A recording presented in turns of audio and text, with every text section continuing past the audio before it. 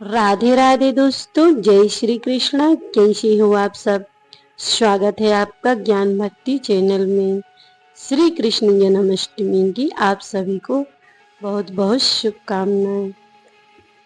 दोस्तों, आज के वीडियो में हम जानेंगे कि भगवान श्री कृष्ण ने 12 बजे रात्रि में ही क्यों जन्म लिया था और भगवान कृष्ण का जन्म दिवस 12 बजे रात्रि में ही क्यों मनाया जाता है। आइए जानते हैं। भगवान श्री कृष्ण की माता देवकी कंस की चचेरी बहन थी।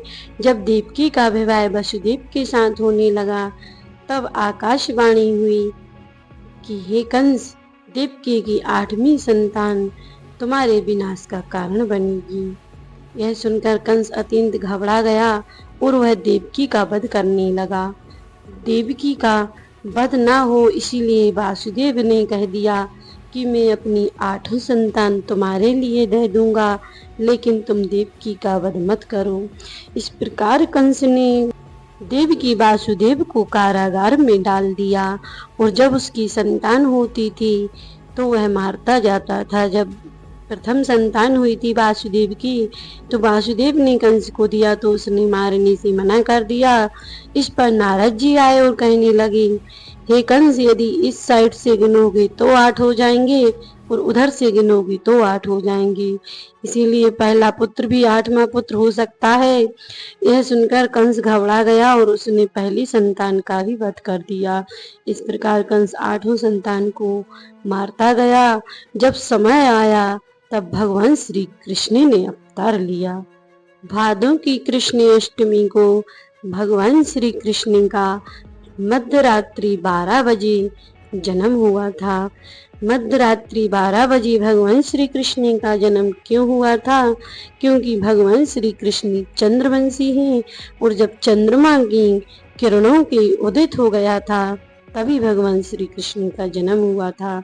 माना जाता है कि चंद्रवंशी होने के कारण जब चंद्रमा निकल आया था तभी भगवान श्री कृष्ण का जन्म हुआ था और चंद्रमा के पुत्र बुध थे, इसीलिए भगवान ने बुधवार के दिन अवतार लिया था। दोस्तों, जब भगवान श्री कृष्ण का अवतार होने लगा था तब भगवान विष्णु ने चतुर्भुजी रूप में आकर देवकी और वसुदेव को दर्शन दिए थे। जब भगवान विष्णु चतुर्भुज रूप में माता देवकी और वासुदेव के सामने प्रकट हुए तब माता देवकी और वासुदेव अनन्य प्रकार से भगवान की विनती करने लगे और वासुदेव कहने लगे, हे प्रभु, मैं आपको किस प्रकार अपना पुत्र कहूँ? आप सारी सृष्टि के पालनहार हो और सारे जगत के पिता हो।